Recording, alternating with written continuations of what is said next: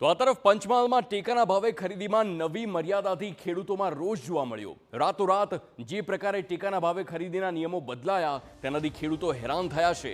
ટેકાના ભાવે મકાઈ બાજરી વેચવા આવેલા ખેડૂતો મુશ્કેલીમાં મુકાયા।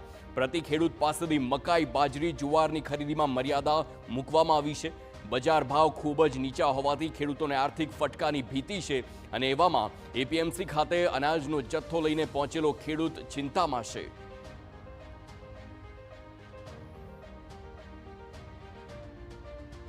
હાજરી માટે આવ્યા હતા। ગઈકાલે મેસેજ આવ્યો 16,479 કિલોનો, તો મેં કીધું આજે લઈને આવો, બીજી તારીખે લઈને આવો એવું કહ્યું। તો એક ખેડૂતે 2,000 કિલો જ લેવાની એવું કહે છે।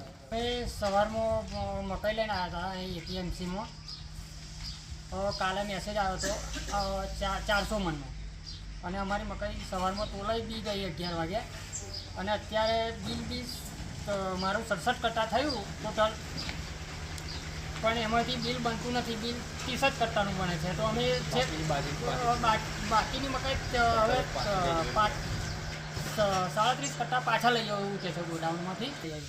આ ગોડાઉન મેનેજરને વાત કરી તો કે તમારા 67 કટ્ટા હવે 30 જ કટ્ટાનું બિલ કોમ્પ્યુટર એક્સેપ્ટ કરે છે, એટલે તમારા 30 જ કટ્ટા લેવામાં આવશે અને બીજા કટ્ટા તમે 37 કટ્ટા પાછા લઈ આવો એવું કહે છે।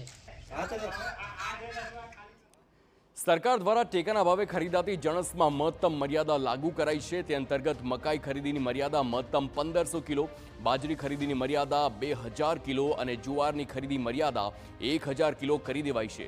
ખેડૂતોએ અગાઉ ઓનલાઈન રજીસ્ટ્રેશન કરાવ્યું હોવા છતાં સિસ્ટમ પણ મહત્તમ મર્યાદાથી વધુ જણસ નથી સ્વીકારી રહી। કેમ કે વેબસાઇટમાં બી અત્યારે જે આવે એપીવી પોર્ટલ છે ખેડૂતોનું, એના પર 1500 કિલોથી વધારેનું ખરીદી સિસ્ટમમાં બતાવતી નથી, તેથી 1500થી વધારે અમે ખરીદી શકીએ તેમ નથી।